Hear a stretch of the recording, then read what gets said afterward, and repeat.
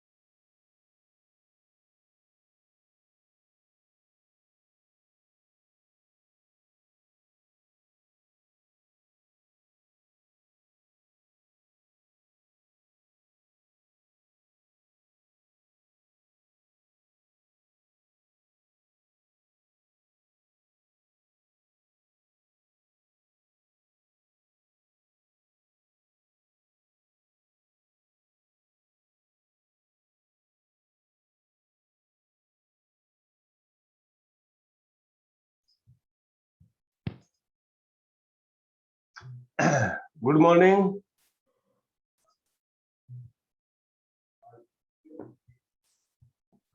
Good morning. Good morning.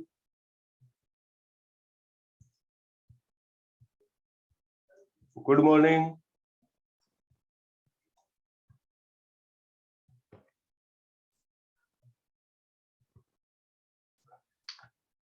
Good morning all of you.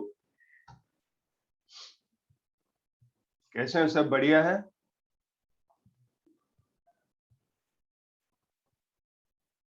चलिए, mostly students add हो चुके हैं, तो अपन लेटर स्टार्ट, क्लास स्टार्ट करते हैं। विमल धाकड़ गुड मॉर्निंग। ठीक है, वीरपाल कौर गुड मॉर्निंग। सभी को गुड मॉर्निंग। अच्छा हूं मैं। चलिए लेटर स्टार्ट, क्लास स्टार्ट करते हैं अपने। पहला पॉइंट हमारा था क्या? मेल रिप्रोडक्टिव सिस्टम कंप्लीट हो गया है। Second point, female reproductive system complete हो गया है।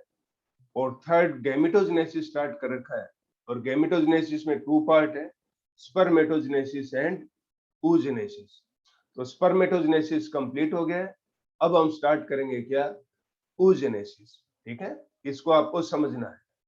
इससे पहले आप कमेंट बॉक्स में बताओ कि ऑडियो वीडियो क्लियर है और स्लाइड क्लियर है, फिर हम आगे चलते हैं।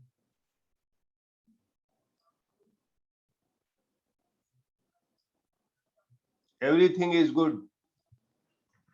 चलिए, तो सब ओके है, तो हम स्टार्ट करते हैं oogenesis। ठीक है, कल की तरह आपको समझना है। चलिए जी स्टार्ट करते हैं। तो ये क्या है, सेकंड अपन लेते हैं क्या, oogenesis। तो process of formation of female gamete. ठीक है, तो फीमेल गैमेट मतलब ओवम के फॉर्मेशन को हम क्या कहते हैं, oogenesis कहते हैं। फिर दे रखा है occurs in the follicle of ovary. ये कहाँ मिलता है, ओवरी के फॉलिकल्स में मिलता है। ठीक है, ये बात हुई। और ये स्टार्ट कब हो जाता है, start at the embryonic period को क्या, oogenesis। और स्पर्मेटोजेनेसिस स्टार्ट कब होता है, प्यूबर्टी से। ठीक है, तो इन दोनों में डिफरेंस है, स्पर्मेटोजेनेसिस स्टार्ट होता है प्यूबर्टी से और ये स्टार्ट हो जाता है कब, एम्ब्रियोनिक पीरियड में। कैसे स्टार्ट होता है अब अपन देखते हैं यहाँ। ठीक है, चलिए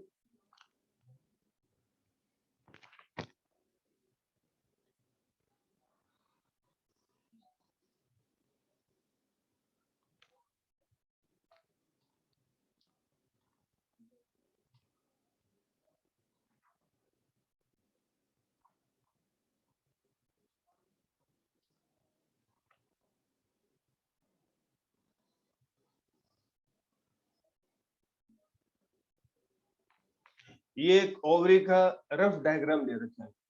ठीक है, internal structure of ovary gametogenesis के बाद बताऊंगा। ये आपको एक रफ डायग्राम में आपको बताता हूँ कि oogenesis ओवरी में होता है और वो किस प्रकार, आपको ये समझना है। ठीक है,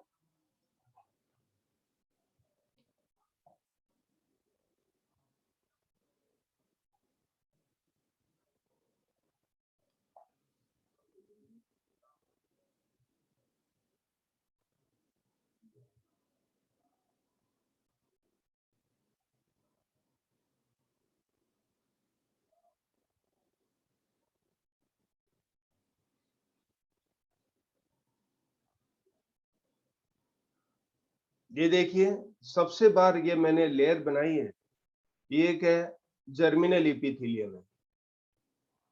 तो टेस्टिस के अंदर आप देखते हैं टेस्टिकुलर लोब मिलते हैं, टेस्टिकुलर लोब में सेमिनिफेरस ट्यूबुल्स मिलता है और seminiferous internally lined by the germinal epithelium.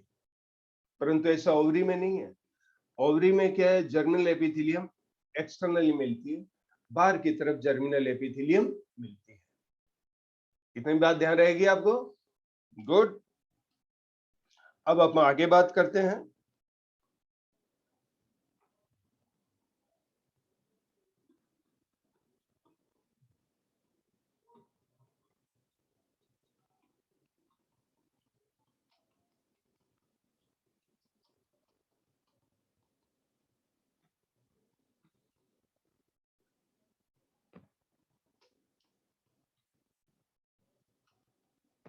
और ये जर्मिनल एपिथेलियम के नीचे ये ब्राउन कलर की जो मैंने रेल जो जर्मिनल एपिथेलियम के नीचे जो ब्राउन कलर की मैंने लेयर बनाई, ये क्या है, ट्यूनिका एल्बुजिनिया है। ये क्या है, ट्यूनिका एल्बुजिनिया है, आपको ध्यान। ठीक है, वहां ट्यूनिका एल्बुजिनिया बाहर की तरफ मिलती है सेमिनिफेरस ट्यूबुल्स में, या ट्यूनिका एल्बुजिनिया जर्मिनल एपिथेलियम के नीचे की तरफ मिलती है। इतनी बात समझ में आई। अब जो ओवरी होती है वो वेस्कुलर होती है, ओवरी होती है वो क्या होती है, वेस्कुलर होती है। तो यहाँ क्या है कि ये ब्लड वेसल्स आ रही हैं अंदर की तरफ, ये ब्लड वेसल्स आ रही है। ठीक है, ब्लड वेसल्स आ रही हैं।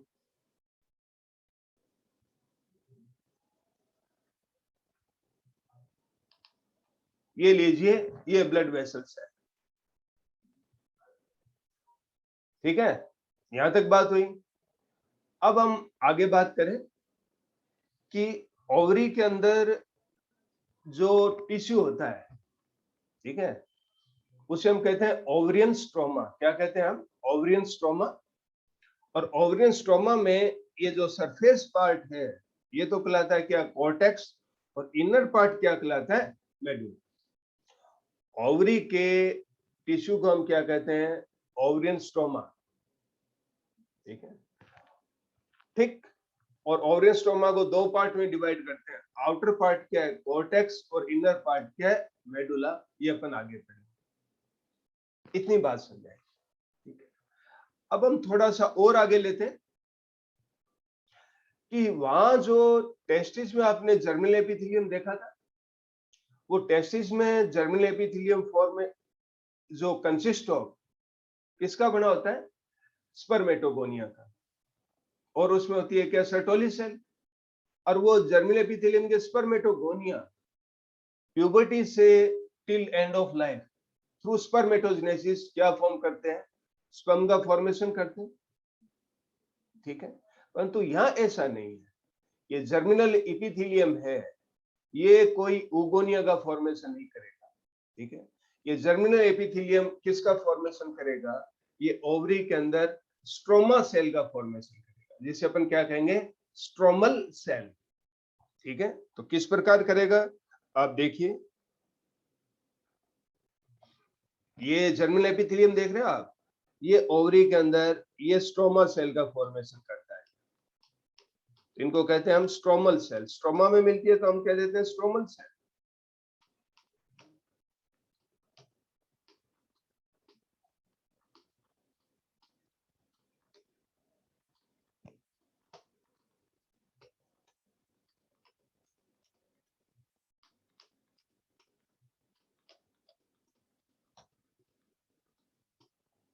ये देखिए, ये जर्मिनल एपिथेलियम अंदर की तरफ आ रहा है और ये फॉर्म करता है क्या, स्ट्रोमल सेल।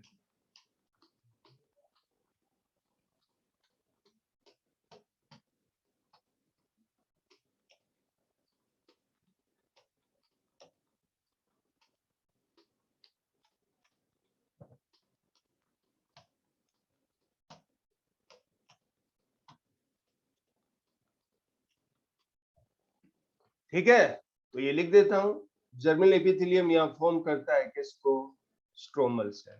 ये लीजिए, ये क्या है, कोई oogonia का फॉर्मेशन नहीं करता। इतनी बात समझ में आई, ठीक है। ओवरी के सबसे बाहर की तरफ जर्मिनल एपिथेलियम है, उसके नीचे ट्यूनिका एल्बुजिनिया है, और ओवरी के अंदर जो फाइब्रस कनेक्टिव टिश्यू मिलता है उसे स्ट्रोमा कहते हैं। इसके दो पार्ट है, कॉर्टेक्स सरफेस का पार्ट, इनर पार्ट मेडुला। और ये जर्मिनल एपिथेलियम है, वो ओवरी में स्ट्रोमल सेल का फॉर्मेशन करता है।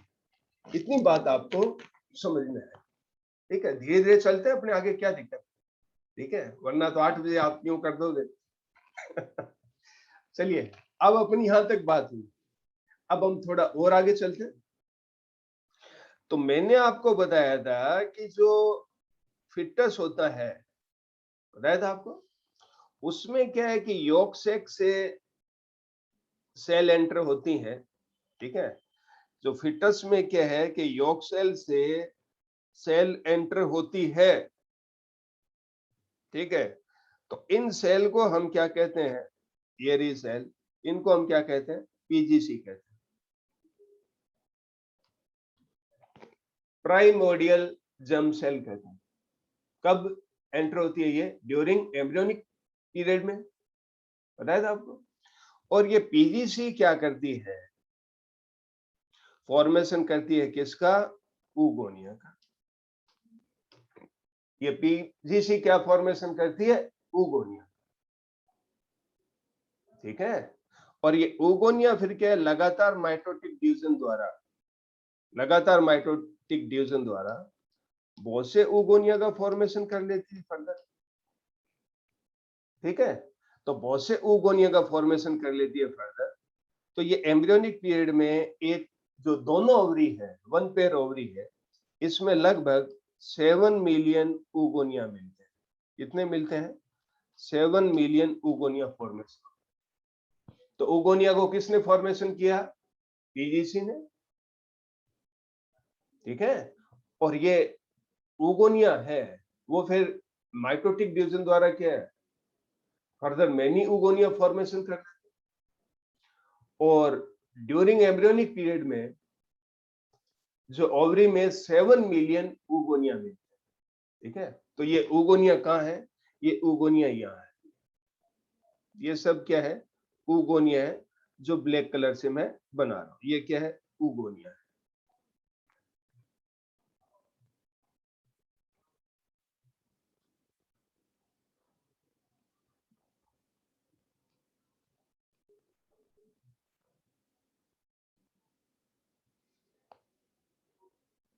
ये लीजिए, ये क्या है? जो ब्लैक कलर के हैं ये क्या है? ऊगोनिया। ये किसके बीच में रखे गए हैं? स्ट्रोमल सेल के बीच में, ठीक है। और ये 7 मिलियन ऊगोनिया कब तक फॉर्म हो जाता है? जब तक जो ये फिटस है वो 25 वीक का होता है, तब तक क्या है कि ये फिटस में फॉर्मेशन हो। इसको फिटस क्यों कहा? मैंने आपको बताया था, 0 से 8 वीक तक एम्ब्रियो कहते हैं, और 8 वीक से 9 मंथ तक हम क्या कहते हैं? फिटस कहते हैं। तो जब तक फिटस 25 वीक का फॉर्मेशन होता है, तब तक ये 7 मिलियन ऊगोनिया फॉर्मेशन होता है, ठीक है। इतनी बात हुई। फिर आपने देखा कि स्पर्मेटोजेनेसिस में जो स्पर्मेटोगोनिया होते हैं वो प्यूबर्टी स्टेज से, सॉरी, एम्ब्रियोनिक स्टेज से प्यूबर्टी स्टेज तक इनएक्टिव रहते हैं, ठीक है, पहली बात। दूसरा, प्यूबर्टी स्टेज पे वो जीएनआरएच, एफएसएच, एलएच हार्मोन के कारण, ठीक है, माइटोटिक डिवीजन द्वारा 2 प्रकार के स्पर्मेटोगोनिया बनाते हैं, ए टाइप और बी टाइप। ए टाइप है वो स्टेम सेल की तरह काम करते हैं, रिजर्व रहते हैं, और बी टाइप के स्पर्मेटोगोनिया है वो आगे बदल जाते हैं किसमें? प्राइमरी स्पर्मेटोसाइट में। यहाँ ए टाइप के स्पर्मेटोगोनिया मिलते हैं। पीजीसी भी जो स्पर्मेटोगोनिया बना रहे हैं वो ए टाइप ही, वो प्यूबर्टी पे डिवाइड होकर ए टाइप और बी टाइप स्पर्मेटोगोनिया बनाते हैं। तो ए टाइप ऑलवेज रिजर्व रहेंगे स्टेम सेल के फॉर्म में, ठीक है। इसलिए क्या है कि जो मेल में स्पर्मेटोजेनेसिस प्रोसेस है वो puberty to end of life तक लगातार मिलता रहता है due to a type of spermatogonia. इतनी बात समझ में आई। परंतु फीमेल में क्या है? ये ऊगोनिया जो 7 मिलियन है, ठीक है, इनमें कोई ए टाइप और बी टाइप नहीं है। जब ये 7 मिलियन ऊगोनिया खत्म हो जाएंगे तो फीमेल में ऊजनेसिस क्या हो जाएगा? स्टॉप हो जाएगा। तो बोले ये फीमेल में ऊजनेसिस कब तक मिलता है? तो हम कहते हैं फीमेल में ऊजनेसिस मिलता है कब तक? मेनोपॉज तक मिलता है। कब तक मिलता है? मेनोपॉज तक मिलता है। ये स्टेज कब है फीमेल में? 50 ईयर तक है। तो 50 ईयर तक क्या ऊजनेसिस मिलता है, क्योंकि ऊगोनिया सारे क्या हो जाते हैं? खत्म हो जाते हैं। इतनी बात समझ में आई। दूसरी बात, स्पर्मेटोजेनेसिस प्रोसेस प्यूबर्टी से स्टार्ट होता है, ठीक है, और इसमें 3 फेज है, मल्टीप्लिकेशन फेज, ग्रोथ फेज और मैच्योरेशन फेज, ठीक है। जबकि ऊजनेसिस क्या है? एम्ब्रियोनिक स्टेज पे स्टार्ट हो जाता है, ठीक है। तो ऊजनेसिस एम्ब्रियोनिक स्टेज पे स्टार्ट हो जाता है, तो ये ऊगोनिया डिवाइड होके क्या है? मेनी मिलियन के ये स्पर्मेटोगोनिया, सॉरी, ऊगोनिया फॉर्म करते हैं। अब ये जो 7 मिलियन ऊगोनिया है किसी ने काउंट नहीं किए हैं, ये फिक्स नहीं है, ठीक है। तो एनसीईआरटी ने क्या इसको क्या दे दिया? आप क्या कह सकते हो? कुछ मिलियन ऊगोनिया 25 वीक फिटस तक फॉर्मेशन हो जाए, ठीक है। तो ये ऊगोनिया मल्टीप्लिकेशन से फॉर्म होते हैं। तो ये फर्स्ट ऊजनेसिस की स्टेज कंप्लीट हुई कौन सी? Multiplication phase. कब कंप्लीट होगी? एम्ब्रियोनिक स्टेज में। इतनी बात समझ में आई क्या? मुझे बताओ, ये रेड कलर की लाइन पहले से ही है, ये कुछ नहीं है। चलो, रेड कलर की लाइन को कट कर दिया है आदित्य, ठीक है। इतनी बात समझ में आई? विमल, बिल्कुल बढ़िया, जल्दी बोलो फिर आगे चले। मल्टीप्लिकेशन क्या है कि जो पीजीसी ने ऊगोनिया फॉर्म किए, ऊगोनिया रेगुलर माइटोटिक डिवीजन द्वारा couple of million oogonia form करते हैं। This is called as multiplication phase.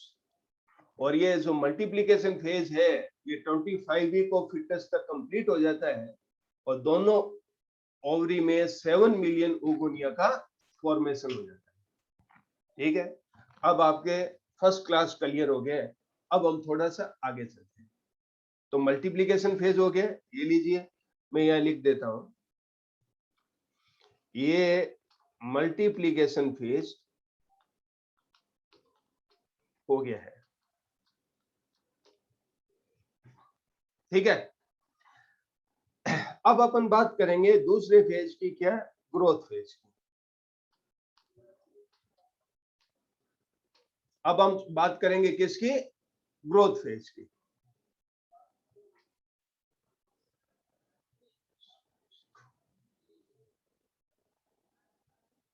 ये स्ट्रोमल सेल है बेटा, जो ओवरी के सेल अंदर है, इनको अपन क्या कहते हैं, स्ट्रोमल सेल कहते हैं। ग्रोथ फेज की बात करें, सेकंड मल्टीप्लिकेशन हो गया, ग्रोथ फेज भी क्या है, एम्ब्रियोनिक स्टेज में कंप्लीट हो जाता है। तो ये जो आप ओगोनिया देख रहे हो, ये जो ओगोनिया देख रहे हो, ये इनलार्ज होते हैं, ये ओगोनिया है, इनलार्ज होते हैं, और ये बदल जाते हैं किसमें, पीओ। पीओ का मतलब है प्राइमरी oocyte। ये ओगोनिया क्या, इनलार्ज होते हैं, और ये बदल जाते हैं किसमें, पीओ। पीओ का मतलब है प्राइमरी oocyte। ये लो, ये ओगोनिया इनलार्ज होते हैं, और ये बदल जाते हैं पीओ, प्राइमरी oocyte। इसे हम क्या कहते हैं, ग्रोथ फेज कहते हैं। ठीक है, तो कोई आपसे पूछे ओगोनिया है, वो दोनों ओवरी में कितने मिलते हैं, 7 मिलियन। ये ओगोनिया इनलार्ज होके, ये देखिए, ये प्राइमरी oocyte फॉर्म कर दिया है। तो प्राइमरी oocyte कितने मिलेंगे दोनों ओवरी में, 7 मिलियन। ठीक है, तो अब क्या हुआ कि मल्टीप्लिकेशन फेज भी कंप्लीट हो गया और ग्रोथ फेज भी कंप्लीट हो गया। कब, ड्यूरिंग एम्ब्रियोनिक पीरियड में। इतनी बात समझ में आई। अब क्या होता है कि ये जो प्राइमरी oocyte आपको दिखाई दे रहे हैं, ठीक है, तो ये प्राइमरी oocyte आपको दिखाई दे रहे हैं।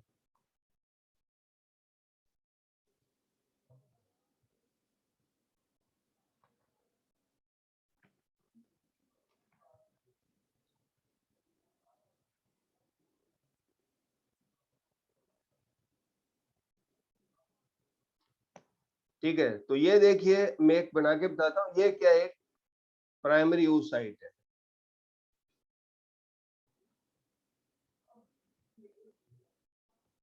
ये क्या, एक प्राइमरी oocyte है।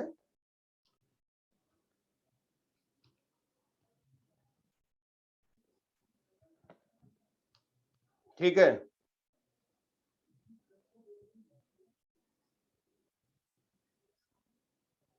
तो ये एक प्राइमरी oocyte, एक बनाया मैंने, 7 मिलियन है इसमें। तो सारे ओगोनिया किस में बदल जाते हैं, प्राइमरी oocyte में बदल जाते हैं। अब आपसे पूछे कि इस फीमेल फिटस का बर्थ होता है, तब उसमें कौन सी स्टेज मिलती है, तो आपको प्राइमरी oocyte मिलती है। कौन सी स्टेज मिलती है, प्राइमरी oocyte मिलती है। तो मल्टीप्लिकेशन फेज और ग्रोथ फेज कंप्लीट हो गई। ठीक है, तो oogenesis की स्टेज क्या है, ओगोनिया है, प्राइमरी oocyte है, सेकेंडरी oocyte है, पोलर बॉडी है, और ओवम है। Oogonia, primary oocyte, secondary oocyte, polar body और ओवम, ये क्या है, oogenesis की स्टेजेस है। ठीक है, जैसे स्पर्मेटोजेनेसिस में क्या है, spermatogonia, primary spermatocyte, secondary spermatocyte, spermatid और स्पर्म, ये स्पर्मेटोजेनेसिस की स्टेजेस है। तो वैसे ही क्या है, oogenesis की स्टेजेस है। कितनी बात समझ में आई। ठीक है, अब चलिए थोड़ा और चलते हैं। आपने ये पढ़ा है कि प्राइमरी फॉलिकल, सेकेंडरी फॉलिकल, ये क्या है। ओवरी की जो स्टेजेस हैं, इनको हम प्राइमरी फॉलिकल, सेकेंडरी फॉलिकल कहते हैं। और oogenesis की स्टेजेस है, इनको हम oogonia, primary oocyte, secondary oocyte, polar body और ओवम कहते हैं। तो फॉलिकल स्टेज किसकी है, ओवरी की। इतनी बात समझ में आई। अब क्या होता है कि एक फॉलिकल बना के आपको दिखाता हूं। ठीक है, तो ये देखिए प्राइमरी oocyte है, इसके चारों तरफ ये जो सेल दिखाई दे रही है, ये स्ट्रोमल सेल है। वो इसके चारों तरफ आ जाती है, इसको चारों तरफ से क्या है ये कवर कर लेती है।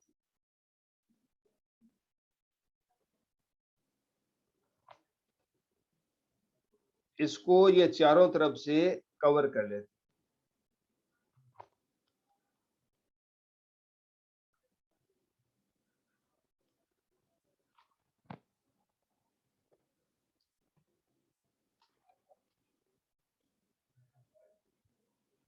कर लिया कवर,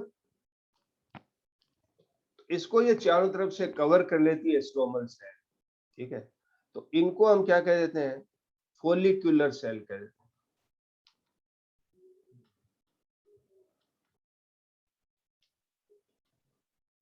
इसको हम क्या कह देते हैं, फॉलिक्यूलर सेल्स कह देते हैं, ठीक है। और फॉलिक्यूलर सेल किसको कवर की हुई है, प्राइमरी oocyte को कवर की हुई है, पीओ, प्राइमरी oocyte को कवर किए हुए हैं। कौन, फॉलिक्यूलर स्टेज। जो फॉलिक्यूलर सेल है वो कवर किए हुए हैं किसको, प्राइमरी oocyte। इतनी बात समझ में आई, चलिए इतनी बात समझ में आई। तो अब अपन देखें, तो अब इस स्टेज को प्राइमरी oocyte के चारों तरफ ये स्ट्रोमल सेल है जिनको हमने फॉलिक्यूलर सेल कह दिया। तो follicular cell plus primary oocyte, इसको हम क्या कहते हैं, प्राइमोडियल फॉलिकल कहते हैं। इसको हम क्या कहते हैं, प्राइमोडियल फॉलिकल कहते हैं। तो प्राइमोडियल फॉलिकल क्या है, प्राइमरी oocyte, उसके सराउंडिंग में क्या है, स्ट्रोमल सेल। अब ये स्ट्रोमल सेल क्या कहलाती है, फॉलिक्यूलर सेल। तो primary oocyte plus follicular cell, ठीक है, collectively called as primordial follicle. इतनी बात समझ में आई, ठीक है। तो ये जो प्राइमोडियल फॉलिकल है, तो बोले ये प्राइमोडियल फॉलिकल एम्ब्रियोनिक स्टेज में कितने मिलेंगे, हम कहेंगे ये एम्ब्रियोनिक स्टेज में 7 मिलियन बनेंगे, क्योंकि जब oogonia 7 मिलियन है, सारे oogonia किस में बदल गए, प्राइमरी oocyte में, वो 7 मिलियन है। तो प्राइमोडियल फॉलिकल क्या है, इसके चारों तरफ क्या है, फॉलिकुलर सेल लग गए, तो ये प्राइमोडियल फॉलिकल कह दिया आपने। तो ये भी कितने, 7 मिलियन, ठीक है, मतलब 70 lakhs, ठीक। अब ये जो 7 मिलियन ये है, ठीक है, ये एम्ब्रियोनिक स्टेज से प्यूबर्टी तक ये प्राइमोडियल फॉलिकल ही मिलते हैं। क्या मिलते हैं, ये प्राइमोडियल फॉलिकल ही मिलते हैं।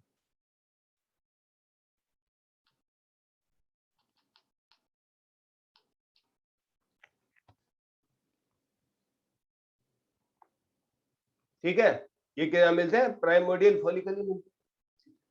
तो प्यूबर्टी तक ये जो प्राइमोडियल फॉलिकल है, ठीक है, ये क्या 4 lakhs रह जाते हैं। कितने रह जाते हैं, 4 lakhs। क्यों 4 लाख रह जाते हैं, क्योंकि प्राइमोडियल फॉलिकल डीजनरेट होता है। तो डीजनेशन ऑफ प्राइमोडियल फॉलिकल हम कहते हैं फॉलिकुलर एट्रेसिया या फॉलिकुलर एट्रेजिया। तो ये फॉलिकुलर एट्रेजिया के कारण क्या है, ये प्राइमोडियल फॉलिकल डिस्ट्रॉय हो। तो 7 मिलियन से सिर्फ कितने जाते हैं, 4 लाख। और ड्यूरिंग अटेनिंग प्यूबर्टी, तो प्यूबर्टी अटेन होती है तब तक ये रह जाते हैं कितने, 1,20,000 टू 1,60,000, 1,20,000 टू 1,60,000 ये प्राइमोडियल फॉलिकल है।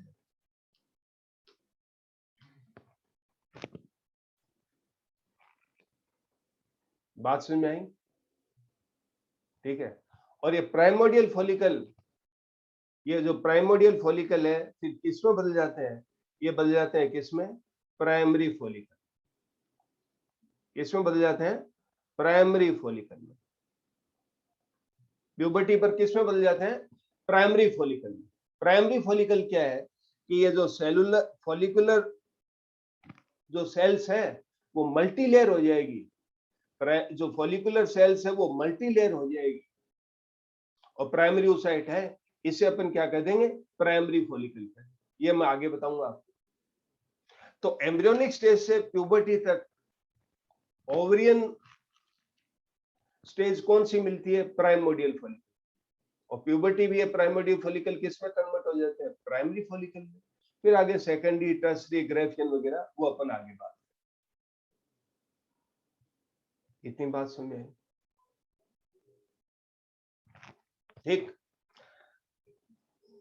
अतुल प्रजापति, समझ में आया बेटा? चलिए अब हम थोड़ा और बात करें। तो अब अपन देखें कि यहां जो ये ग्रोथ फेज होगी, ग्रोथ फेज के बाद जो थर्ड जो फेज है वो क्या, मैच्योरेशन फेज। थर्ड जो फेज है वो क्या है, मैच्योरेशन फेज। तो मैच्योरेशन फेज मैंने आपको बताया था, इसे हम डिवीजन फेज भी कहते हैं, या मियोसिस डिवीजन होता है। यहाँ क्या होता है, मियोसिस डिवीजन होता है। तो यहाँ एम्ब्रियोनिक स्टेज में ये मैच्योरेशन फेज स्टार्ट तो हो जाती है, पर अरेस्टेड हो जाती है। स्टार्ट तो हो गई परंतु अरेस्टेड हो जाती है। क्यों अरेस्टेड हो जाती है, वो इसलिए अरेस्टेड हो जाती है, ये भी बताते हैं।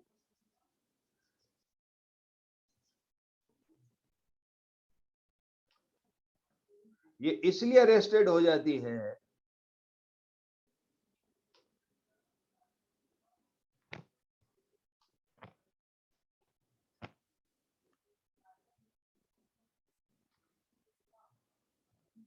कि ये आपको दिखाई दे रहा है, ये फॉलिकुलर सेल दिखाई दे रहा है जो प्राइमरी oocyte के चारों तरफ है, ये रिलीज करती है OMIP।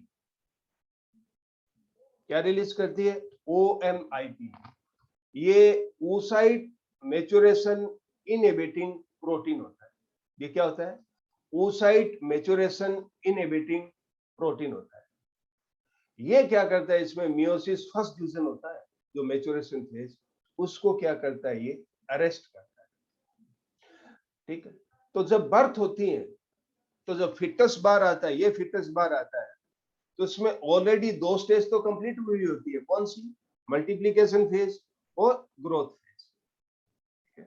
और उसकी प्राइमरी oocyte में मियोसिस फर्स्ट है, वो अरेस्टेड होता है। तो मियोसिस फर्स्ट में क्या होता है, प्रोफेज, मेटाफेज, एनाफेज और टेलोफेज। तो प्रोफेज फर्स्ट में 5 सब स्टेज होती है, लेप्टोटीन, जाइगोटीन, पैकिटीन, डिप्लोटीन और डाइकाइनेसिस। तो प्रोफेज फर्स्ट की डिप्लोटीन स्टेज पे ये मियोसिस फर्स्ट है, वो अरेस्टेड होता है। वो अरेस्टेड किसके कारण होता है, due to OMIP, oocyte maturation inhibiting protein के कारण अरेस्टेड होता है। इतनी बात समझ में आई, ठीक है। अब ये प्यूबर्टी तक अरेस्टेड ही रहता है। अब ये प्यूबर्टी तक क्या अरेस्टेड ही रहता है। तो प्यूबर्टी पे क्या है कि हार्मोन रिलीज होते हैं, क्या, GnRH, FSH और LH, ये हार्मोन रिलीज होते हैं।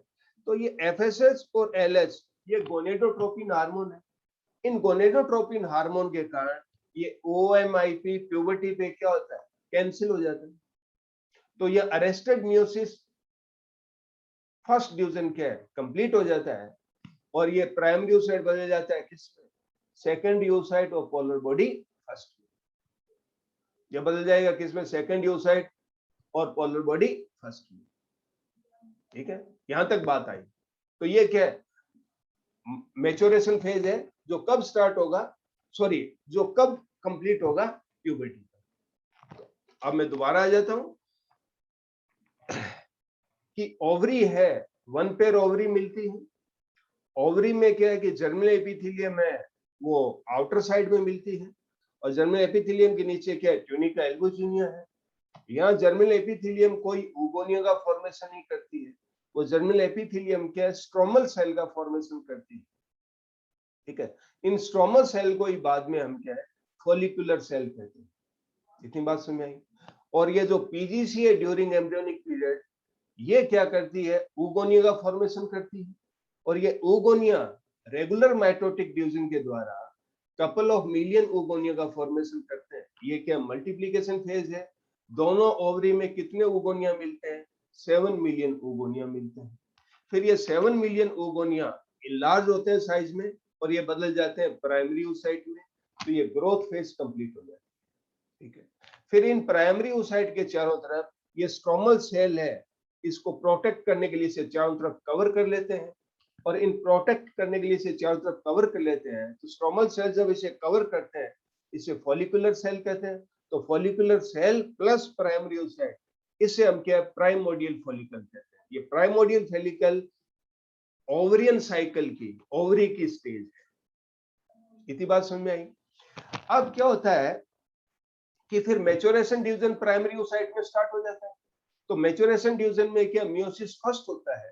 तो मियोसिस फर्स्ट शुरू तो हो जाता है, परंतु वो प्रोफेज फर्स्ट की ये डिप्लोटिंग स्टेज पे अरेस्ट हो जाता है। क्यों अरेस्ट हो जाता है, क्योंकि ये फॉलिकुलर सेल ओएमआईपी रिलीज करती है, इसे कहते हैं oocyte मैच्योरेशन इनहिबिटिंग प्रोटीन। ये इसे अरेस्ट रखता है। क्यों अरेस्ट रखता है, क्योंकि अभी सेकेंडरी सेक्स ऑर्गन वगैरह डेवलप ही नहीं। अगर अभी ओवुलेशन हो गया तो सेकेंडरी सेक्स ऑर्गन डेवलप ही नहीं होगा, यूट्रस में जाना वगैरह, इसलिए इसे अरेस्ट रखता है। तो बोले ये अरेस्ट डिवीजन है, अरेस्टेड डिवीजन है, वो कब पूरा होता है, वो प्यूबर्टी पे पूरा होता है। प्यूबर्टी एक फीमेल में कब होती है, 11 to 14 ईयर पे क्या है, ये फीमेल में प्यूबर्टी होती है। तब क्या अरेस्टेड डिवीजन पूरा होता है due to FSH LH hormone. तब ये प्राइमरी oocyte बदल जाती है किसमें, secondary oocyte of polar body first. इतनी बात हमने यहां तक की। अब हम थोड़ा आगे चलते हैं। ठीक है, ये लीजिए, अब मैं आगे चलता हूं। ठीक है, अब आप इस स्लाइड को देखिए।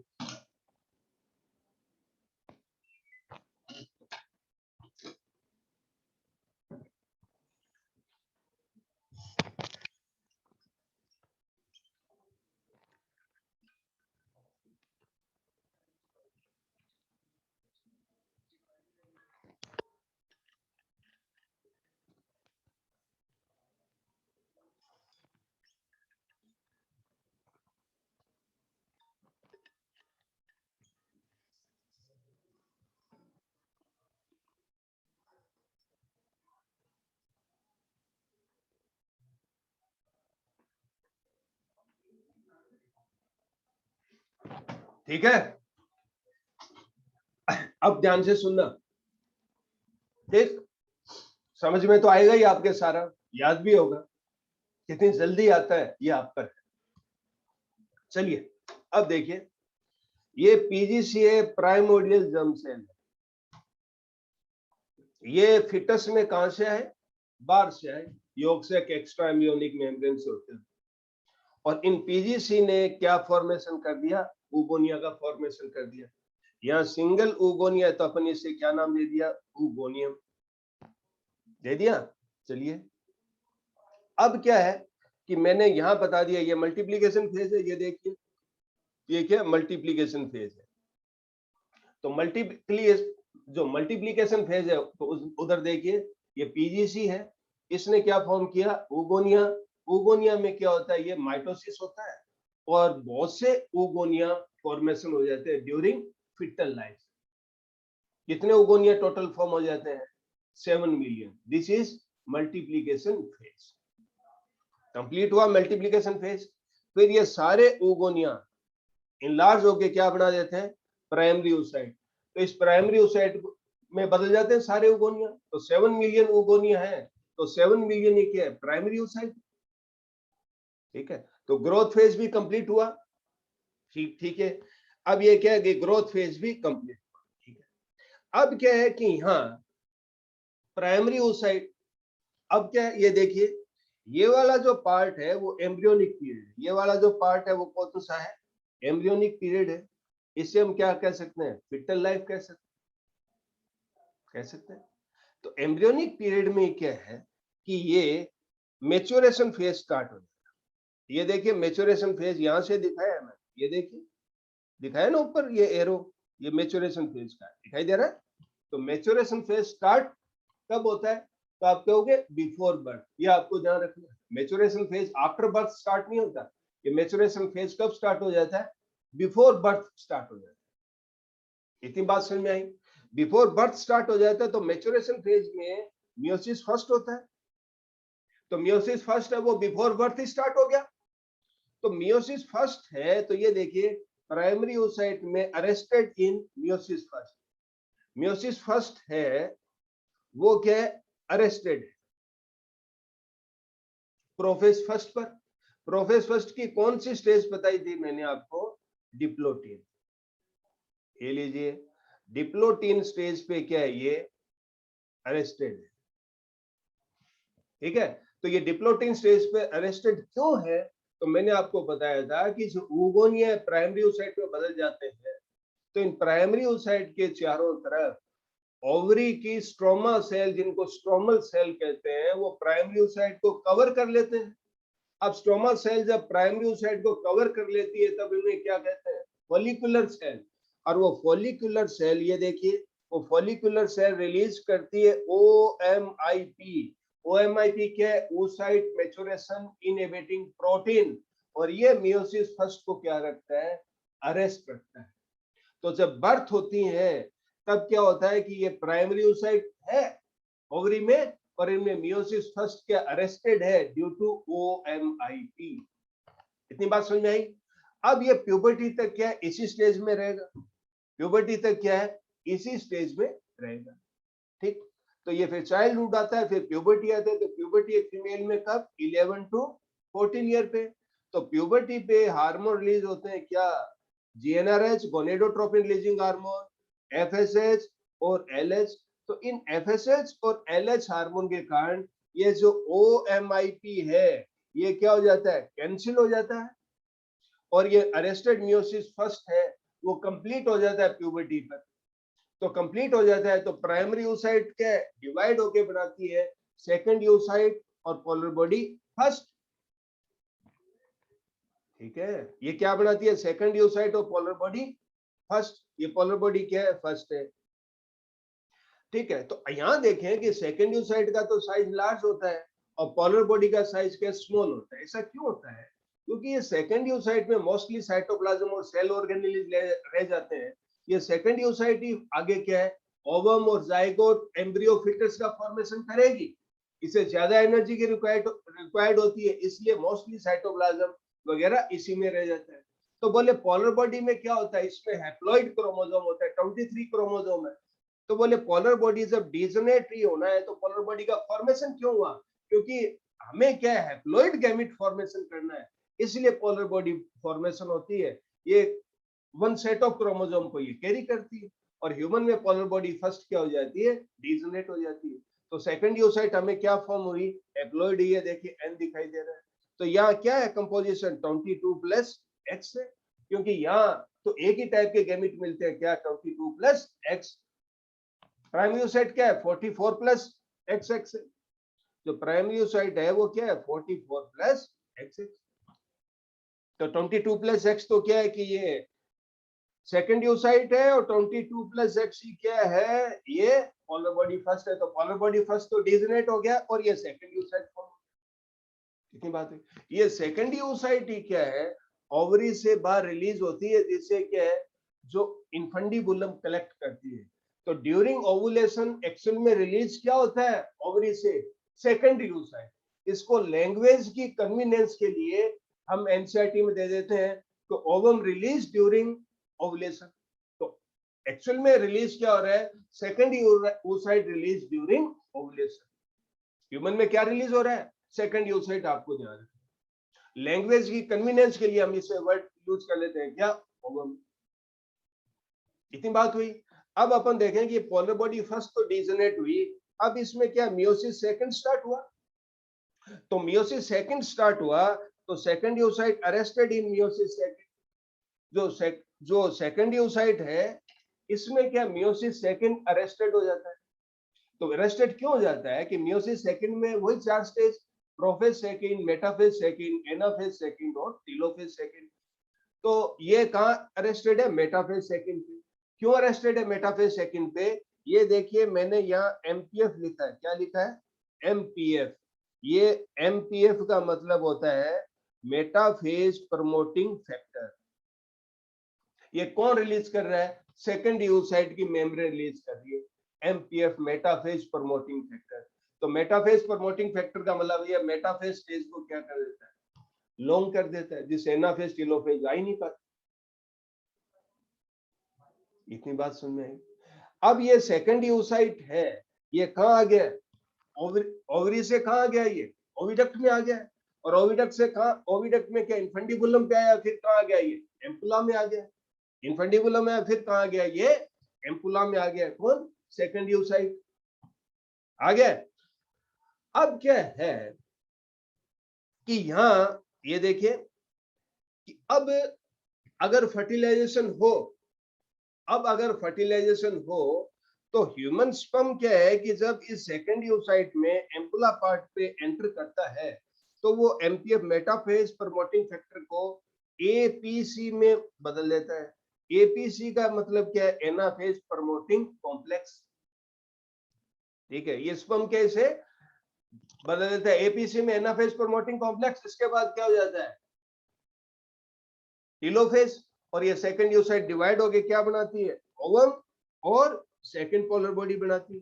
तो जो मियोसिस सेकंड है वो कंप्लीट हो जाता है। तो मियोसिस फर्स्ट जो अरेस्टेड है वो ओएमआईपी के कारण है, और मियोसिस सेकंड जो अरेस्टेड है वो एमपीएफ, मेटाफेज प्रमोटिंग फैक्टर के कारण है। मियोसिस फर्स्ट जो अरेस्टेड है ओएमआईपी, वो प्यूबर्टी पर एफएसएच एलएच हार्मोन के कारण क्या है? कैंसिल हो जाता है और मियोसिस फर्स्ट कंप्लीट हो जाता है। और मियोसिस सेकंड जो अरेस्टेड है मेटाफेज सेकंड पे ड्यू टू एमपीएफ, ये क्या है? फर्टिलाइजेशन होता है तो ह्यूमन स्पर्म का हेड जैसे ही एंटर करता है वो एमपीएफ बदल जाता है एपीसी में और मियोसिस सेकंड कंप्लीट हो जाता है। और अब ये सेकंड यूसाइट बदल जाता है किसमें? ओवम। अब ओवम में आप देखिए ये स्पर्म एंटर हो गया तो ओवम फिर बदल जाएगा किसमें? जाइगोट में। और पोलर बॉडी सेकंड क्या होगी? पोलर बॉडी सेकंड क्या होगी? डीजनरेट हो जाएगी। ये क्या है? ओजनेसिस है। अब आप कहोगे सर अगर फर्टिलाइजेशन नहीं हो तो क्या होगा? तो फर्टिलाइजेशन नहीं हो तो ये जो सेकंड यूसाइट आप देख रहे हैं, तो सेकंड यूसाइट का जो सर्वाइवल टाइम होता है वो 24 से 48 आवर होता है। 1 से 2 दिन, 2 डेज मानिए कि 2 डेज के बाद अपने आप ही डीजनरेट हो जाएगी। कौन? Second oocyte. कहां? ओविडक्ट में, पहले ही बताया था मैंने आपको। तो फिर oogenesis यहीं तक होगा। और फर्टिलाइजेशन हो जाए तो second oocyte convert into ovum and further zygote, और पोलर बॉडी सेकंड डीजनरेट। तो एक प्राइमरी oocyte से कितने ओवम बनता है? 1 ही बनता है। और एक प्राइमरी स्पर्मेटोसाइट से कितने स्पर्म बनते हैं? 4। आई थिंक ये बात समझ में आ गई होगी, बताओ मेरे को। जल्दी आना चाहिए आपका। नंदिनी बिल्कुल क्लियर, कॉइन और क्रिस्टल सब क्लियर हो गया। बहुत बढ़िया से, ठीक है, इतनी बात हो। एमपीएफ रिलीज करता है कौन? वीरपाल बेटा, सेकंड यूसाइट, आपको जाना है। और एमपीएफ को एपीसी में बदलता कौन है? Human sperm. ओएमआईपी कौन रिलीज करता है? Stromal cell. स्ट्रोमल सेल को जब प्राइमरी यूसाइट के चारों तरफ आ जाता है तो क्या कहते हैं? फॉलिकुलर सेल को। ओएमआईपी को रिलीज कौन कर रहा है? Follicular cell. ठीक है, अब ये बात होगी। अब थोड़ा और आगे चले अपन। अब अपन और आगे चले तो अब आप देखिए, during embryonic development stage primordial germ cell, ठीक है, या इन्हें गैमिट मदर सेल कहते हैं, repeatedly divided by mitosis to form large number of diploid oogonia. ये किसका नंबर फॉर्म करती है? ओगोनिया का फॉर्मेशन करती है। ठीक है, अब आगे चलें। By the time the foetus is 25 week old, जो फिटस का 25 वीक का होता है, the oogonia that she will ever produce are already formed by mitosis। तो ये जो 7 मिलियन oogonia है वो क्या है कि फॉर्मेशन हो गए। तब तक जब तक फिटस 25 वीक का होता है। तो एनसीईआरटी में एक लाइन दे रखी है, no more oogonia are formed and added after birth. तो आफ्टर बर्थ क्यों नहीं फॉर्मेशन होते हैं और oogonia? क्योंकि सारे oogonia किस में बदल जाते हैं? प्राइमरी oocyte में। कब बदल जाते हैं? During embryonic life. इसलिए क्या, no more oogonia are formed and added after birth, क्योंकि बर्थ में क्या मिलते हैं हमें? प्राइमरी oocyte मिलते हैं। ठीक है, आगे देखें। Multiplication phase is completed in embryonic stage of female in most higher animals. हमें तो ह्यूमन की बात करनी है, कंप्लीट हो गया। फिर है oogonia are grow in size and from primary oocyte। तो ये oogonia क्या प्राइमरी oocyte में बदल गए, ये स्टेज क्या होगी? ग्रोथ फेज होगी। तो मल्टीप्लीकेशन फेज और ग्रोथ फेज दोनों क्या है? एम्ब्रियोनिक पीरियड में क्या हुए? कंप्लीट हो गए। अब आगे चले। The growth phase is the longest phase of oogenesis in oviparous animals। oviparous animals कौन है? जैसे बर्ड्स वगैरह। तो बर्ड वगैरह में क्या है कि हमारे अंदर तो क्या है कि प्लेसेंटा मिलता है, और प्लेसेंटा से क्या डेवलपिंग फिटस को न्यूट्रिशन मिलता है। बर्ड वगैरह में तो क्या है, ये फिटस होता है वो किस में होता है? एग में होता है। फिटस होता है वो एग में होता है, क्योंकि ये एग लेइंग। तो यहाँ बर्ड में क्या है कि पहले से एग में क्या है, योग का फॉर्मेशन होता है। योग का फॉर्मेशन होता है। ये फॉर्मेशन ऑफ योग को हम क्या कहते हैं? वाइटेलोजेनेसिस कहते हैं। क्या कहते हैं? वाइटेलोजेनेसिस कहते हैं। ये योग होता है हेवी अमाउंट में। ये लीजिए, ये क्या है? योग है। तो यहाँ योग सिंथेसिस होता है जिसे वाइटेलोजेनेसिस कहते हैं, क्योंकि यहाँ जो फिटस डेवलप एग में होता है। तो यहाँ योग क्या है? इस डेवलपिंग फिटस को न्यूट्रिशन प्रोवाइड कर रहा है एग में। ठीक है, इसलिए बर्ड्स में क्या है, लॉन्गेस्ट फेज जो ओविपेरस एनिमल है उनमें लॉन्गेस्ट फेज क्या होता है? Growth phase. क्योंकि ग्रोथ फेज के दौरान योग सिंथेसिस होता है। टेक्निकली योग सिंथेसिस को हम क्या कहते हैं? वाइटेलोजेनेसिस कहते हैं। और ह्यूमन में लॉन्गेस्ट फेज कौन सा होता है? Maturation phase. स्पर्मेटोजेनेसिस में भी और oogenesis में भी आपको ध्यान रखना। ठीक है, ये देखिए वाइटेलोजेनेसिस में लिख रखा है। आगे देखिए, प्राइमरी oocyte जो कि डिप्लॉयड है, स्टार्ट, ठीक है, begin first step of the first meiotic division, produce up to diplotene prophase first. तो मैंने बताया था कि जो प्राइमरी oocyte है इसमें मैच्योरेशन फेज स्टार्ट हो जाता है। तो इसमें ये maturation phase, sorry, maturation division start हो जाता है। तो मैच्योरेशन फेज को मैच्योरेशन डिवीजन भी कह सकते हैं। या मियोसिस फर्स्ट और मियोसिस सेकंड होता है। तो या मियोसिस फर्स्ट अरेस्टेड है कहां? Prophase first, and then stop and further development up to puberty. तो मियोसिस फर्स्ट पे अरेस्टेड है और ये प्यूबर्टी तक अरेस्ट ही रहता है। ये अरेस्टेड क्यों है? तो मैंने बताया था ये अरेस्टेड OMIP के कारण है, oocyte maturation inhibiting protein। और ये कौन रिलीज कर रहा है? फॉलिकुलर सेल रिलीज कर रही है। इतनी बात हुई। फिर अपन नेक्स्ट पॉइंट पे आ जाते हैं।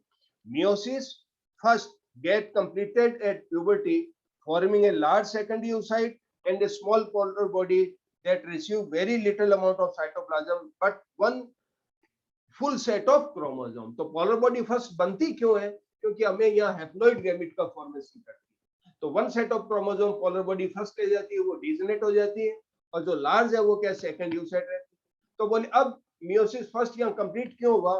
अब मियोसिस फर्स्ट है कंप्लीट हुआ ड्यू टू एफएसएच और एलएस, ये गोनेडोट्रोपिन हार्मोन है, ये ओएमआईपी को कैंसिल कर देते हैं। तो मियोसिस फर्स्ट कंप्लीट हो जाता है और प्राइमरी oocyte डिवाइड हो जाती है सेकंड oocyte और पोलर बॉडी सेकंड में, सॉरी सेकंड oocyte और पोलर बॉडी फर्स्ट में। पोलर बॉडी फर्स्ट डीजेनेट हो जाती है और ये सेकंड oocyte है ओवरी से निकल के कहां जाती है? At the time of ovulation oviduct में आ जाती है। ठीक, आगे देखें।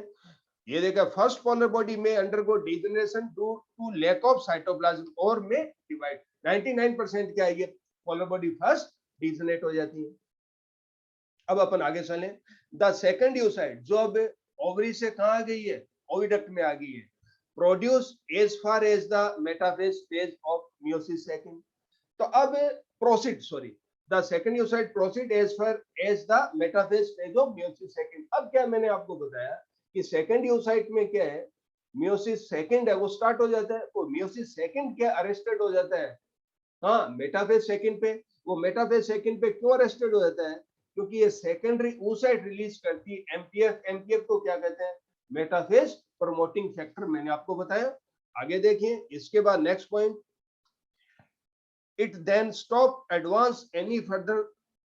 It awaits the arrival of the spermatozoa for completion of second meiotic division.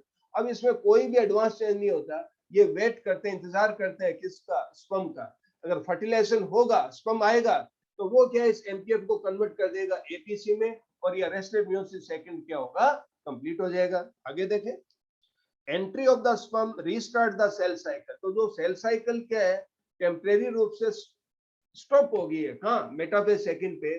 तो जैसे ही स्पर्म का एंटर होता है तो ये साइकिल क्या है, रीस्टार्ट हो जाती है। मेटाफेज प्रमोटिंग फैक्टर, तो ये रीस्टार्ट हो जाते हैं, breaking down metaphase promoting factor. तो ये स्पर्म के स्टिमुलेशन से मेटाफेज प्रमोटिंग फैक्टर क्या ब्रेक हो जाता है, ठीक है, metaphase promoting factor and turning on the APC. तो ये बदल जाता है किसमें, एनाफेज प्रमोटिंग कॉम्प्लेक्स में।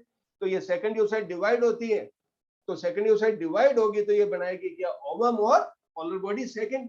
पोलर बॉडी सेकंड है वो डिजनेट हो जाएगी, और ये ओवम में क्या है, ये जैसे स्पर्म एंटर हुआ तो अब क्या है, इसे हम क्या कहेंगे, ओवम कहेंगे। और ये ओवम है वो फर्दर किस में कन्वर्ट हो जाएगा, जाइगोट में। इतनी बात हुई। फिर आगे देखें, completion of meiosis second convert the second oocyte into fertilize egg और जाइगोट। तो सेकंड यूसाइट है, ये कन्वर्ट हो जाती है किसमें, ओवम में।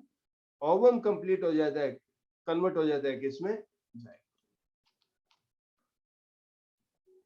बात समझ में आई, ये बात हुई।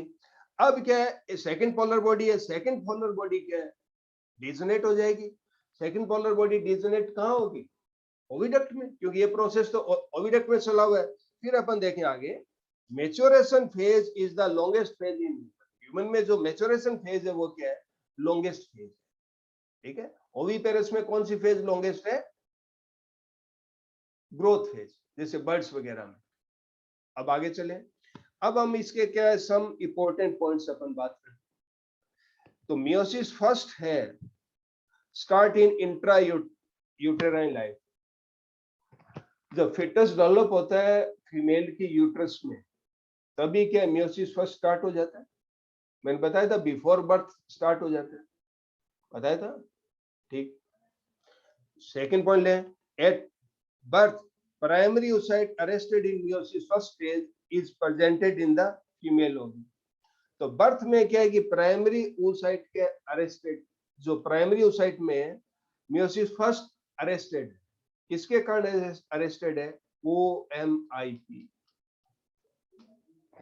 oocyte maturation inhibiting प्रोटीन के कारण अरेस्टेड, ठीक है। तो बर्थ पे क्या है कि जो प्राइमरी oocyte मिलती है उसमें मियोसिस फर्स्ट क्या है, अरेस्टेड है ड्यू टू OMIP।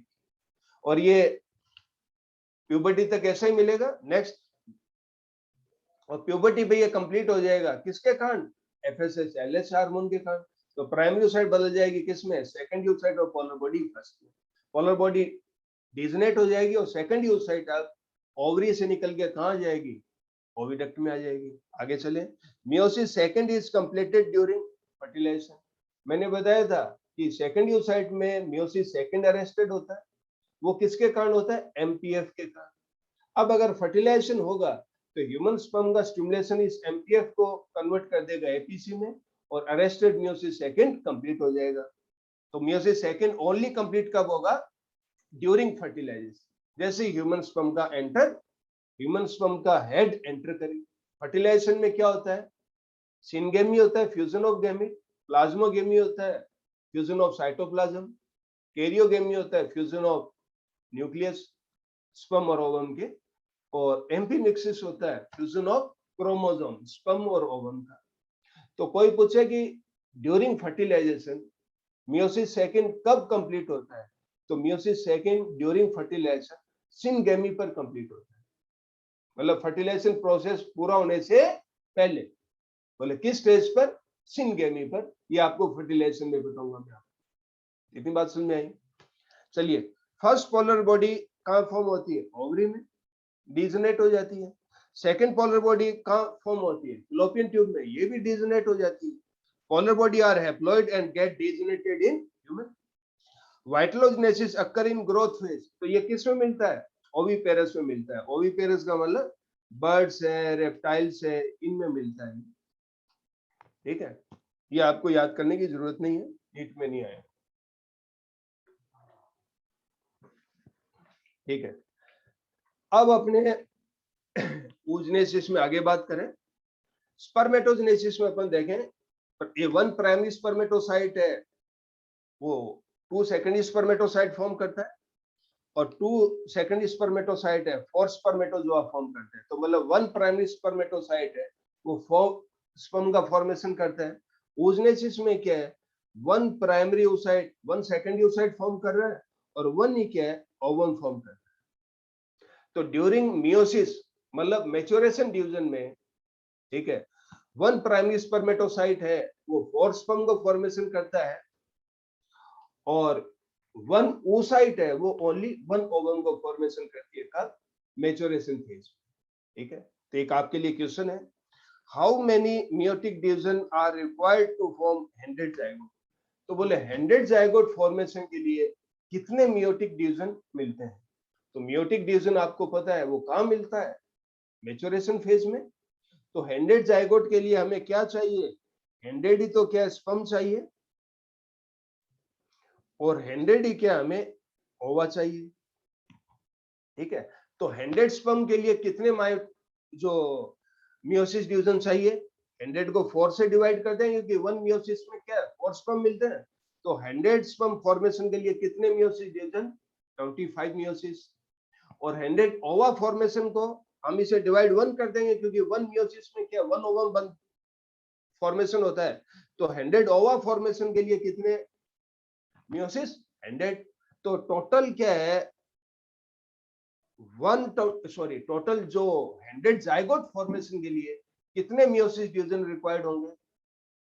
तो 25 तो क्या है, मियोसिस डिवीजन रिक्वायर्ड होंगे 100 स्पर्म फॉर्मेशन के लिए, और 100 मियोसिस डिवीजन रिक्वायर्ड होंगे 100 ओवा फॉर्मेशन के लिए। इन दोनों को ऐड कर देंगे तो 25 आ जाए।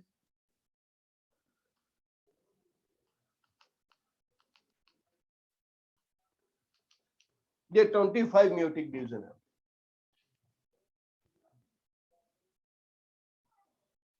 ठीक है, इतनी बात समझ में आई। तो ये हुआ क्या, oogenesis हुआ। कंप्लीट, समझ में आई बात, चमका दिया मजा आ गया।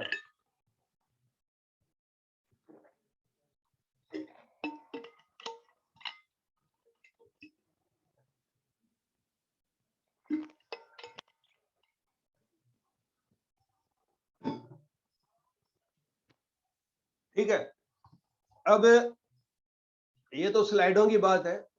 ठीक है, अब थोड़ा सा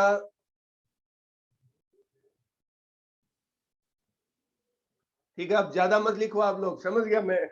ठीक है, समझ गया समझ गया, ठीक है, बिल्कुल परफेक्ट।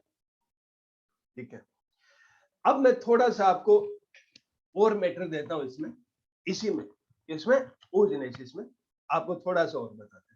देखिए, ये स्लाइड में रिवर्स में ले रहा हूं, वो आपको नोट्स में मिल जाएगा। ये यहाँ है, इससे पहले आपको मिलेगा नोट्स में।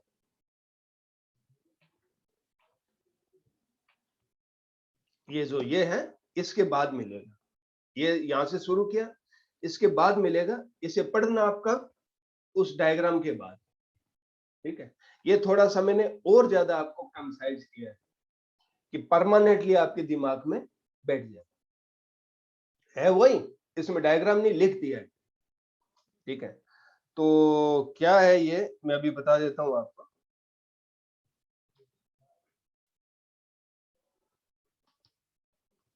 ये देखिए, यहां हमने बताया, यहां कि ऊगोनिया है। ये सबसे ऊपर आप देखिए, ये ऊगोनिया बताया। ठीक है, 2n है, डिप्लॉइड है, और 44 प्लस XX क्रोमोसोम है। oogenesis ही बता रहा हूं, आप ये मान ली रिवाइज करा रहा हूं। तो ये मल्टीप्लीकेशन होता है, और ऊगोनिया कितने फॉर्मेशन हो जाते हैं, 7 मिलियन ऊगोनिया फॉर्म होता है। कब हुआ, एम्ब्रियोनिक पीरियड में। और 7 मिलियन ऊगोनिया कब तक फॉर्म हो जाता है, 25 वीक के फिटनेस में। फिर ये ग्रोथ है, तो सारे ओगोनिया बदल जाते हैं किसमें? प्राइमरी oocyte में। सारे किसमें बदल जाते हैं? प्राइमरी oocyte में। प्राइमरी oocyte भी कैसा है? डिप्लॉइड है, और क्रोमोसोम नंबर क्या है? 44 प्लस XX। अब ये प्राइमरी oocyte फॉर्मेशन हो गए। अब ये प्राइमरी oocyte के चारों तरफ मैंने बताया था आपको कि ओवरी की स्ट्रोमा सेल कवर कर लेती है। इन स्ट्रोमा सेल को अपन क्या कहते हैं? फॉलिकुलर सेल कहते हैं। तो primary oocyte plus follicular cell को कलेक्टिवली हम क्या कह देते हैं? Primordial follicle. तो ये लिख दिया मैंने विद इन फॉलिकल। ओवरी की कौन सी फॉलिकुलर स्टेज है? ये प्राइमोडियल फॉलिकल। तो कोई बोले कि कितने ओगोनिया? 7 मिलियन। कितने प्राइमरी oocyte? 7 मिलियन। कितने प्राइमोडियल फॉलिकल? 7 मिलियन। कब? एम्ब्रियोनिक स्टेज में। इतनी बात समझ में? फिर आगे देखें। अब क्या है कि जो इसमें ये मैच्योरेशन फेज है, स्टार्ट हो जाती है। तो मैच्योरेशन फेज स्टार्ट हो जाती है, तो मैच्योरेशन में मियोसिस फर्स्ट होता है। वो मियोसिस फर्स्ट क्या होता है? अरेस्टेड होता है। हाँ, प्रोफेज फर्स्ट की डिप्लोटिन स्टेज पे। तो वो अरेस्टेड क्यों होता है? क्योंकि ये जो प्राइमरी oocyte के चारों तरफ फॉलिकुलर सेल होती है वो OMIP रिलीज करती है। तो वो मैंने यहाँ लिख दिया है, मियोसिस फर्स्ट, MI का मतलब meiosis first is started in embryonic life but arrested in prophase first diplotene stage due to secreted by follicular cell. तो क्या? Meiosis first is started in embryonic life but arrested in prophase first developing stage due to OMIP secreted by follicular cell। ये बात मैंने यहाँ लिख दी है, आपको ध्यान है कि OMIP कौन रिलीज करता है। इतनी बात हुई, आगे चले। अब क्या है कि जो बर्थ होती है उस पे प्राइमरी oocyte मिलते हैं और ये डिप्लॉइड होते हैं, और इनमें क्या है? मियोसिस फर्स्ट अरेस्टेड है। कहाँ अरेस्टेड है? प्रोफेज फर्स्ट पे। और ये कहाँ है? विद इन फॉलिकल है। विद इन फॉलिकल का मतलब प्राइमोडियल फॉलिकल। प्राइमरी oocyte चारों तरफ follicular cell called as primordial follicle. इतना हो गया। अब up to puberty no development. अब कोई डेवलप नहीं होता। ना तो प्राइमरी oocyte है वो सेकेंडरी oocyte में बदलती है, ना प्राइमोडियल फॉलिकल है वो प्राइमरी फॉलिकल में बदलती है। क्योंकि फॉलिकल भी तो बनेगी प्राइमोडियल फॉलिकल से, प्राइमरी, सेकेंडरी, टर्शियरी, ग्रेफियन, वो आपको ओवरी में बताऊंगा, स्ट्रक्चर ऑफ ओवरी। तो कोई डेवलपमेंट नहीं। अब क्या प्यूबर्टी पे क्या होता है कि ये प्राइमरी oocyte मिलती है और ये डिप्लॉइड होती है, अरेस्टेड इन प्रोफेज फर्स्ट। और ये किसमें मिलती है? Within follicle. With in follicle कौन सी? यही primordial follicle. Primordial follicle embryonic stage में 7 मिलियन है, प्यूबर्टी तक कितनी रह जाती है? 4 लाख रह जाती है।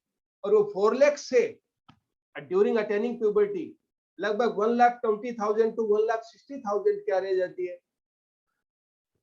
प्राइमरी फॉलिकल बनती है। तो प्राइमरी फॉलिकल है वो प्यूबर्टी पे कितनी मिलेगी? 1,20,000 टू 1,60,000। और एनसीईआरटी में क्या लिखा हुआ है कि at puberty only 60,000 to 80,000 primary follicle are left in each ovary. तो यहाँ ए सिंगल ओवरी में 60,000 टू 80,000 है। हमने दोनों ओवरी का बता दिया है, तो वो 1,20,000 टू 1,60,000 हम दोनों ओवरी का लेके चल रहे हैं। बात देखिए। अब देखिए, अब आगे, अब अपन देखें कि इन प्राइमरी oocyte में क्या है? Attaining puberty, menstrual cycle start. MC का मतलब क्या होता है? मेनेस्ट्रुअल साइकिल। तो फीमेल में जो प्यूबर्टी 11 टू 14 ईयर है, यहाँ क्या मेनेस्ट्रुअल साइकिल स्टार्ट हो जाता है। During each menstrual cycle one follicle is developed to become graafian follicle. तो ये जो प्राइमोडियल फॉलिकल है ये प्यूबर्टी में कन्वर्ट हुए किसमें? प्राइमरी फॉलिकल में। और ये प्राइमरी फॉलिकल है, ठीक है। तो ये मेनेस्ट्रुअल साइकिल में अपन नेक्स्ट क्लास में बताऊंगा कि हर मेनेस्ट्रुअल साइकिल में 6 टू 10 प्राइमरी फॉलिकल एंटर करते हैं। हर महीने मेनेस्ट्रुअल साइकिल मिलती है, तो इसमें 6 टू 10 प्राइमरी फॉलिकल एंटर करते हैं। इस 6 टू 10 प्राइमरी फॉलिकल में से एक प्राइमरी फॉलिकल बनती है किसमें? ग्राफियन फॉलिकल में कन्वर्ट होती है। तो ये पॉइंट यही लिखा है मैंने यहाँ, ठीक है। तो यहाँ फिर मैंने लिखा है meiosis first of primary oocyte is completed with in Graafian follicle. तो जो प्राइमरी oocyte में जो मियोसिस फर्स्ट होता है वो कंप्लीट हो जाता है किसके कारण? एफएसएच और एलएस हार्मोन के कारण। अब आपसे पूछे कि ये जो मियोसिस फर्स्ट है वो ओवरी में कंप्लीट हो रहा है, मान लिया कि ओवरी में तो कंप्लीट हो रहा है, परंतु ओवरी की कौन सी फॉलिकुलर स्टेज में कंप्लीट हो रहा है? तो आप कहोगे ये ओवरी की ग्राफियन फॉलिकुलर स्टेज में कंप्लीट हो रहा है। इतनी बात होगी। तो बोले ये मियोसिस फर्स्ट है, कंप्लीट कब होता है? तो इधर लिखा है मैंने जस्ट बिफोर ओवुलेशन, ये ओवुलेशन से पहले कंप्लीट होता है। तो बोले मेनली किसके कारण कंप्लीट होता है? तो जीएनएच के कारण एफएसएच एलएच हार्मोन निकलते हैं।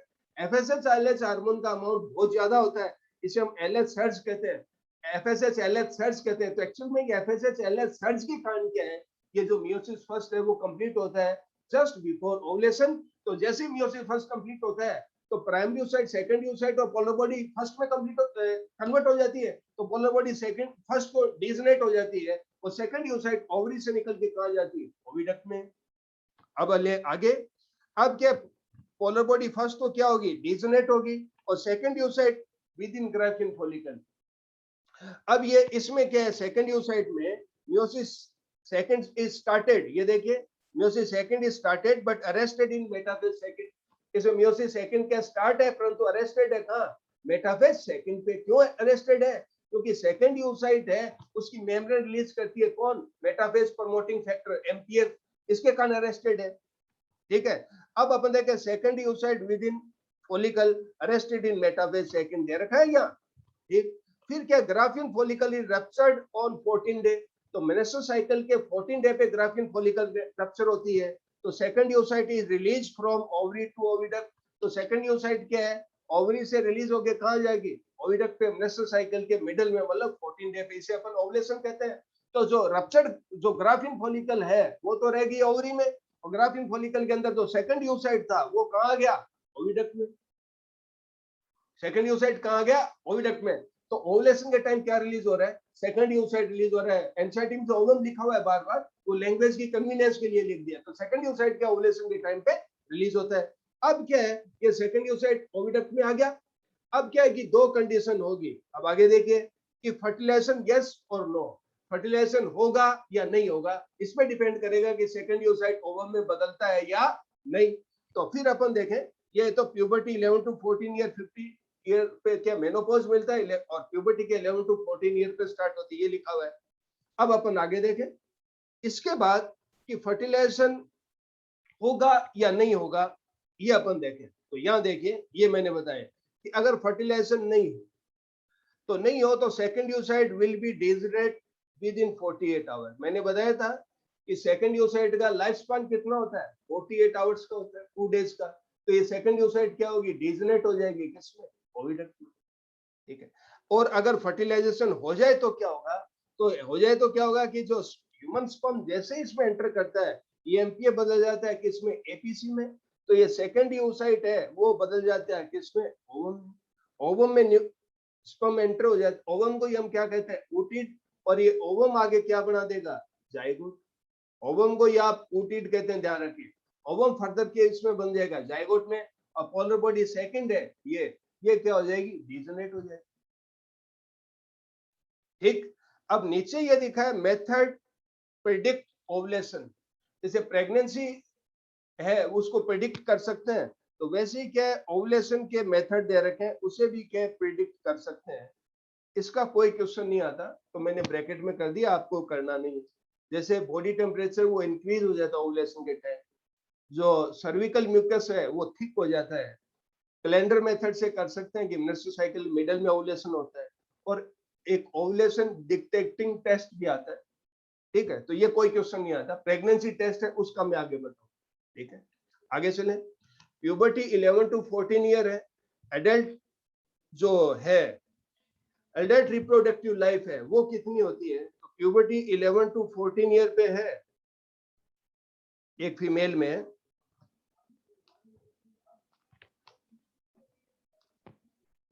एक फीमेल में 11 टू 14 ईयर पे प्यूबर्टी है, और मेनोपॉज क्या है? 50 ईयर पे है। तो एडल्ट रिप्रोडक्टिव लाइफ कितनी होगी? 36 से 39 ईयर। ये यहाँ लिखा हुआ है 36 से 39 ईयर। तो कभी कभी पूछ लेते एक फीमेल है वो टोटल कितने सेकेंडरी oocyte रिलीज करती है ड्यूरिंग इंटायर रिप्रोडक्टिव लाइफ? तो आपको बताना है लगभग 450 सेकेंडरी oocyte। तो यहाँ भी लैंग्वेज की कन्वीनियंस के लिए सेकेंडरी oocyte को ओवा देते हैं। तो क्वेश्चन है कितने ओवा रिलीज करते हैं? 450, क्योंकि 36 से 39 ईयर का एवरेज ले लेते हैं हम, और इसको 12 से इंटू करते हैं तो लगभग 450 आता है, आपको ध्यान रखना है। ठीक है, एक मैंने आपको बताया था ड्यूरिंग एम्ब्रियोनिक लाइफ, जो मिलते हैं 7 मिलियन oogonia मिलते हैं ना 7 मिलियन oogonia, और वो प्यूबर्टी पे वो 4 लाख जो oogonia 7 मिलियन मिलते हैं, तो 7 मिलियन प्राइमोडियल फॉलिकल है, तो ये प्राइमोडियल फॉलिकल प्यूबर्टी पे कितने रह जाते हैं 4 लाख, और ड्यूरिंग अटेनिंग प्यूबर्टी ये कितने रह जाते हैं 1,20,000 to 1,60,000। तो ये प्राइमरी जो फॉलिकल स्टेज है, तो प्राइमोडियल फॉलिकल है, ये प्राइमरी फॉलिकल है, ये डीजनरेट हो रहे हैं, इस प्रोसेस को हम क्या कहते हैं फॉलिकुलर एट्रेजिया कहते हैं। तो ये एपोप्टोसिस कहलाता है, इसे हम कहते हैं प्रोग्राम्ड डेथ, जिनको नष्ट ही होना है। इस प्रोसेस, इसको टेक्निकल टर्म क्या कहते हैं एपोप्टोसिस देते हैं अपन, और इस प्रोसेस को डिजनेशन ऑफ फॉलिकुलर स्टेज को हम क्या कहते हैं फॉलिकुलर एट्रेजिया कहते हैं। तो ये follicular atresia it is genetically programmed process of follicular degeneration before birth. ये लिख देता हूं many lakhs of follicle are present. तो बिफोर बर्थ तो क्या है कि मेनी लैक्स प्रेजेंट है, कितने 70 lakhs in both ovary, but at puberty 60,000 to 80,000 follicle are left in each ovary।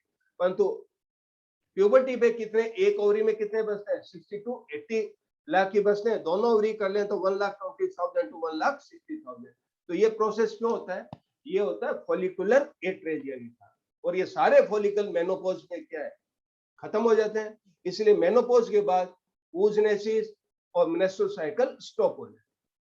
ठीक है, तो ये 2 पेज आपको और एक्स्ट्रा दिए हैं, जितना भी मैंने बताया उसको और ऐड कर दिया, फिर आपका ये डायग्राम आ जाएगा, वो कंटिन्यू। ठीक है, तो नेक्स्ट क्लास में हम मिलते हैं आगे स्ट्रक्चर ऑफ ओवरी, आप स्टडी करके आएंगे।